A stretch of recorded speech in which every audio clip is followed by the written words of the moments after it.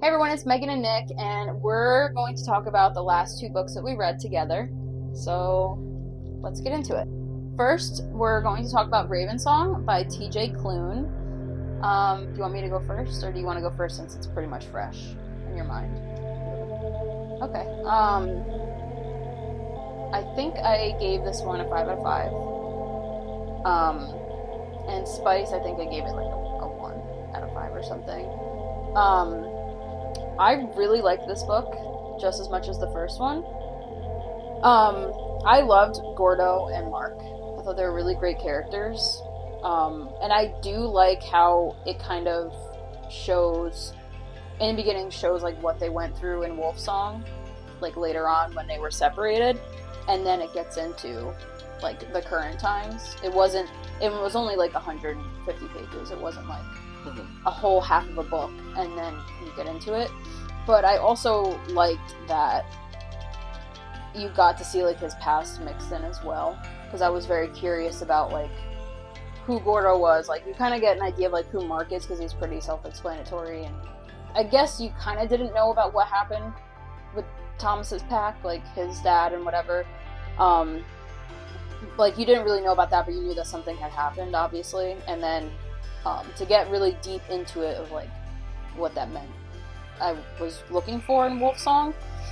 So I'm glad that they fully explained, because it makes a lot of sense of like who Gordo is and why he is the way he is.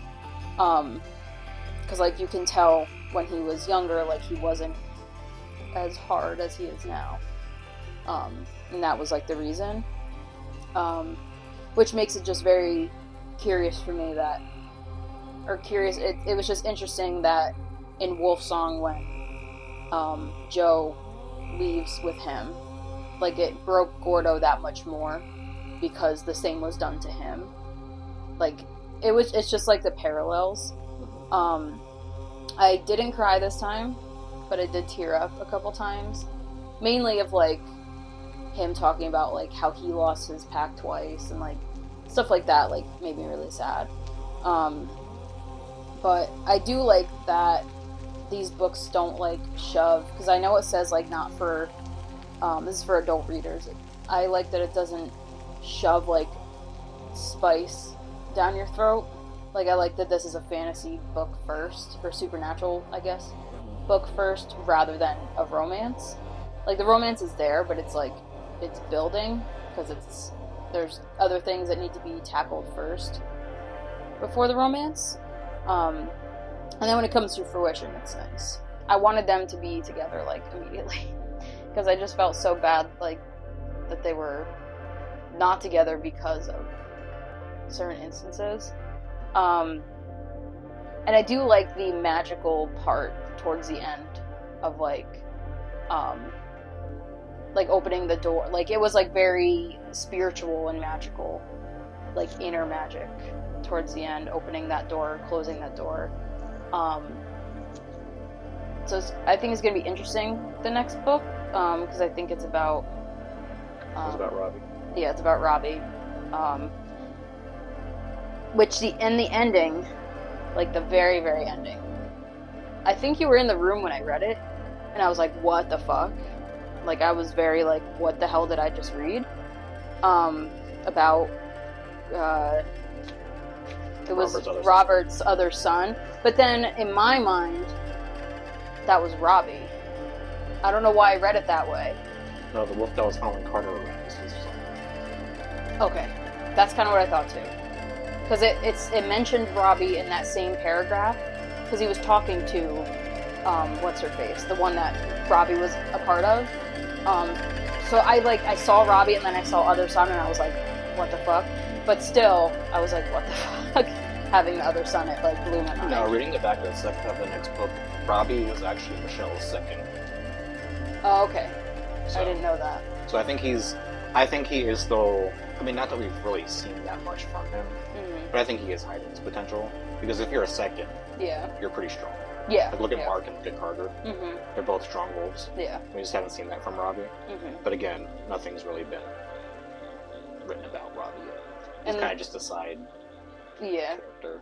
And the last thing I'll say before I let you go, that I really, like, in my mind, I was like, if they kill off one of these two, or both of them, or either of them, whatever, I'm gonna kill myself. Like, I was so, like... Mark and Gordo? Yeah, I was so... No, not Gordo. Mark and Carter. Oh, Mark and Carter. With the virus. I was so, like, you cannot do that. Like, I was so worried that in my mind, I was like, if they kill off either of them, or both of them, like, I don't know if I can keep reading. Well, I gave it 4. Okay. I enjoyed it, but I didn't enjoy it as much as the first book. I like Gordo as a character a lot, but I feel like this should have been a second Ox book. It did have a lot of Ox in it. No, it didn't have enough Ox in it. Well, it still had enough, though. Like, yeah, but, like, this book, like I said, I liked it, but I don't know, I enjoyed getting Gordo's backstory, but I feel like that should have been the third book. Like, this book really revolved around Ox still, even though he wasn't there a lot. Because the second, it was in one of the first chapters of the book when it said that when Richard killed Ox in the first book and took his alpha from him, he became an alpha for a split second. Yeah. And then when Joe killed Richard, like, immediately and gave it back to him, it gave him alpha of the Omegas. Spoilers. Well, it's already too far gone. And from that point on, I knew at some point in the book that Ox was going to have to be the alpha of the Omegas. So I kind of saw that twist coming from the very beginning. Like, I knew at some point it was going to happen. I didn't know for what reason. Yeah. But when they were talking about a virus and how the Omegas couldn't control it, I was like, well, the alpha is sitting right here of the Omegas. In my mind, it was either Ox or Joe. Like, no, Joe's alpha of all. Well, he will be alpha of all. But Ox is just... I'm really surprised that there isn't another book about Ox, because he's just... Even as a reader, he's an interesting character because he's a human that became an alpha of wolves. And how does that happen? And they haven't even gotten to that. I don't even know. I mean, I assume they'll get to it in one of these books, but... I think that, like, in my mind, it's like, I don't think any of them is an Ox book.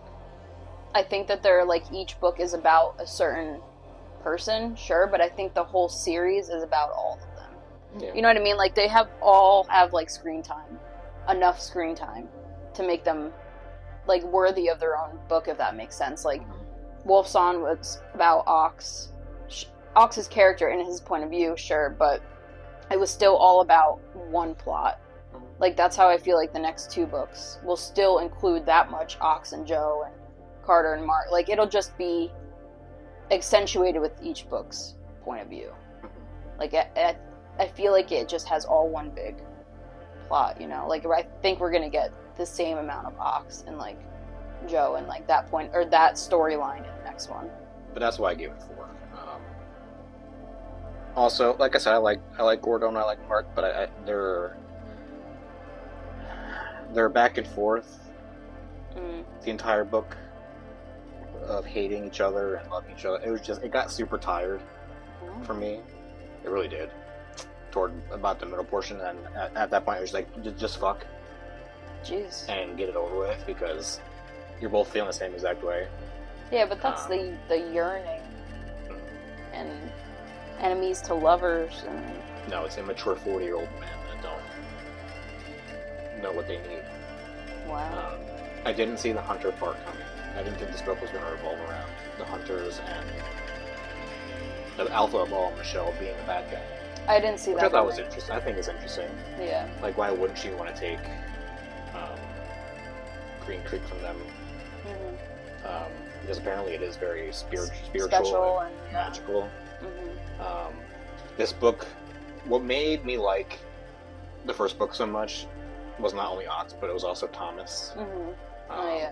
And this book, that's what this book severely lacked, is a Thomas figure. I think Ox is going toward that a little bit. Yeah, I think so. Like he is the protector. He's the one of reason, which is funny because he's a very, I don't want to say he's a stupid person, but he's very, he's very basic. He's very he has his thoughts, and he just But this book, and spoilers again, when the spirit of Thomas does appear in this book, it's special. Like, it was nice seeing him, even just a little bit.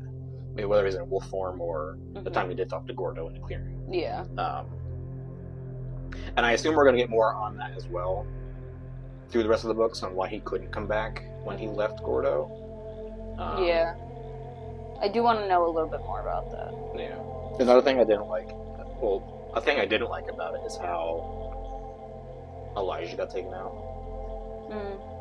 I really, really wanted Elizabeth to kill her.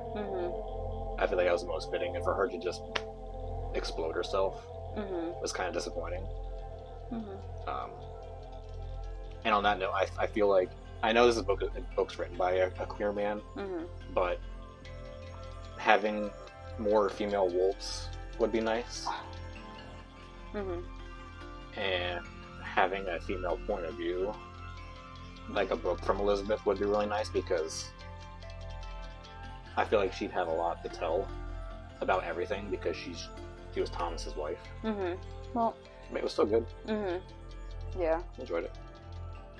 Yeah. I'm excited for the next one. I like a little subtle, like, budding romance thing. Because, the next one's about Robbie and Kelly. That's Robbie. I'm pretty sure it's about Robbie and Kelly. The last one's about Carter and Kelly. Oh. Last one's about they're not twins, but they're brothers. That's why it's called Brothers Song. And then we're going to talk about Guild by Raven Kennedy. I think I gave this a 4 out of 5, I think. And then Spice, I gave it 0. And that, like, I don't include, like, that first chapter of, like, that, like, orgy or whatever. I don't even count that because it has nothing to do with, like, anything. But I give it a 4 out of 5. I liked it. It was a little slow in the beginning for me. It was like, where is this kind of going? But then in my mind, I'm like, okay, it's like book 1 of 7, I think. So I'm like, it has to be going somewhere. So that's why I kind of gave it the benefit of the doubt. I did like the story, like, of King Midas, like, how she's shaping it, because that myth/story is very interesting for me. I always thought that was a really cool one. Because you always got, like, the retellings of, like, Disney movies and whatever, so it was really interesting to find, like, a myth to play off of. I like the characters so far. I can't really base an opinion off, like, any of them but Oren, just because nobody's really been in it but her. And I like her character so far. In the beginning, I was a little annoyed with her just because of her, like, naivety and not knowing anything, but that's just because of, like, her, where she's placed, like, in a prison. Like, she doesn't know anything other than what she has. So I had to take that mindset with it.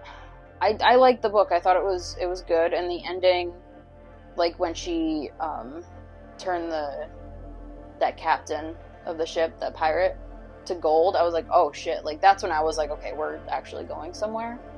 The part confused me. Why? Because I didn't explain how she did it. Oh, well, that's why I'm like, when she did that, I was like, okay, now we're, like, going somewhere, because it'll be explained, and, like, so that kind of got me in, because I was like, okay, there's gonna be, I thought she was just, like, covered in gold and alive, and that's it. Yeah, like, is she the one? Like, does Midas actually not have powers, and she's the one that does it? Yeah, that's kind of, like, in my mind. And I like that she had, like, those, I don't even know what you would call them, like, the things on her back. Oh, yeah. I don't know, like, they're not wings, but they're, like, strips of golden fabric, pretty much, like, attached to her back. Almost like spider legs, like, she has that many. I like that she had something like that attuned to her. I have read so many books that, like, when they introduced the pirate guy, I was like, oh, is he, like, a love interest? And then he wasn't. So I was like, okay, now really where is this going? And I was kind of confused but kind of intrigued on how the rest of it will go, because apparently they're Fae as well, which I wasn't really... I know the back of the book said that, and I think they said it somewhere in the book about the Fae, but I didn't really put two and two together that this was like a world like that. So it's different, but I'm interested to see where that kind of goes. I gave it a 3.5, I think. I enjoyed it for the most part. I thought the pacing, not like you, but I thought the pacing was good throughout the whole book. I think the only other character that really got any kind of spotlight was her guard. Oh, the one that died? No, not the one that died. The one that she's being friends with. The old guy. Oh, yeah. I don't remember what his name was. The other one that watched over her. Yeah. But suddenly disappeared and we don't know what happened. Yeah. That's why I feel like something is like shifty there. That he didn't. Because she wouldn't give him an off-screen avalanche death. Like, I don't think she would do that. So that's why I'm like, what's his prerogative? Yeah, I did feel bad for her friend. The other one? Named. Yeah. Although, if that didn't happen, I saw him being killed by Midas anyway. Yeah. Because they were getting a little too close. And if he didn't die anyway, like, she wouldn't have kind of like... Yeah. Not come out of her shell, but like, realize, like, this is real, like, I have to do something. Like, she wouldn't have had that character awakening. Yeah. I thought the twist with Midas... I didn't see it coming. Like, with him betraying... Oh, yeah, the other king. The other guy. Yeah, I didn't see that coming either. The big dude. With sleeping with her. Yeah. Like, he was only there to sleep with her for his army. And he betrayed him anyway. Yeah. I didn't see that coming. But that whole scene... I thought the whole book was pretty tense for the most part. That part was really tense. Yeah. When he was, like, dragging her away, I was like... Yeah. Oh, no. Because in the beginning of the book, the themes, like, one of them was, like, warning sexual assault or something like that, and I was like... Oh, yeah. Well, oh, my God. Yeah, well, I think that was for the prior part, too. Yeah, yeah. Which, that was also really hard to read. Yeah. I mean, yeah. As a woman, probably a little bit hard to read, but even for me, I was like, okay, this is a bit much. It was a bit much. But that, I mean, it was a good scene. The scene needed to happen. I guess the way it did, because now she's got an ally in the other girl. She knows that she's not all about herself. She's actually she cares about these other women that don't care about her. Yeah. Well, that one I think does. Yeah. Yeah. I mean, it surprised me, but I didn't think I was gonna like it. Because it's a book written for girls, for the most part. But I'm excited for the second one to see where it goes. And obviously he's moving her to the other king's city. I'm really interested in seeing the Rock King, and what he's all about. Yeah. Because his fairy soldier, seems a little. And he's got like spikes too. On his head, yeah. And on his back, I think, right? Yeah. Like on his forearms, I think. But he's interesting. I feel like there might be. I feel like the Rock King's gonna end up being like a Rhysand. Like he's like not a good guy. Yeah. Like everybody thinks that he's bad, but he's really not. That's kind of what I was thinking. He's the good guy. Yeah. That's just my theory on it. Just reading the first book. Yeah, it'll be interesting to see if he's the one that actually can turn everything to gold, or it's her, or both of them. Like maybe when he turned her to gold, like he gave her the ability, because like we also don't know yet why he turned her to gold, because they were childhood friends. I mean, they weren't. Not childhood, but they like. He saved her. He saved her, so they were together for a while. Yeah. Like they were lovers, so it's interesting. I want to know why. That part. That's the only part of the book. Like, what? She held so much love for him, even though yeah. Ick. Well, it's because she doesn't know anything else. You know, she lived on the streets, and he saved her, and then the only life that she knows is with him. So it's almost like manipulating in that way. Not almost, it is manipulating in that way. But yeah, I obviously don't like him either, but it will be really interesting to see where it goes. The rest of the books, like the rest of the 6 of them, like they're honky.